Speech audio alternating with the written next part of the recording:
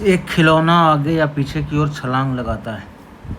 आगे की ओर प्रत्येक छलांग में 5 फीट आगे जाता है और पीछे की ओर प्रत्येक छलांग में वह 2 फीट पीछे जाता है। मान लेते हैं कि आगे की ओर वो 1 छलांग लगा रहा है और पीछे की ओर 22 छलांग लगा रहा है।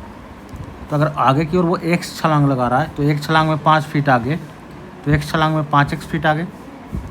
पीछे की ओर वो 22 छलांग लगा रहा है तो एक छलांग में 22 फीट पीछे। पीछे की ओर वो 22 छलांग लगा रहा है तो एक छलांग में कह रहा है वो 2 फीट पीछे जा रहा है, तो 22 छलांग में 2 फीट पीछे जाएगा।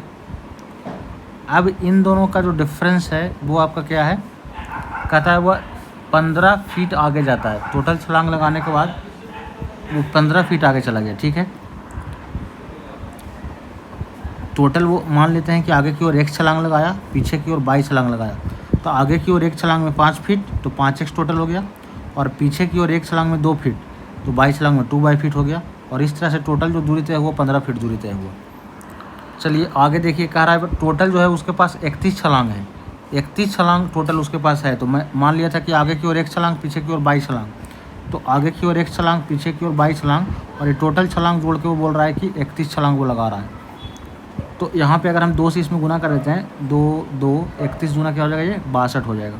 अब इन दोनों इक्वेशन को कट कर लेते हैं, 22 से 22 कट जाएगा, 5 2 7 x बराबर 31 गुना 62 हो गया ये। अब 62 में 15 जोड़ेंगे तो 77, x का मान आ गया 11।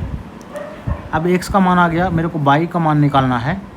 तो किसी भी एक इक्वेशन में x का मान रख देंगे। तो जैसे ऊपर वाले इक्वेशन में x का मान रख देते हैं, तो 11 5 55, और 55 में 15 घटेगा तो आपका हो जाएगा 40।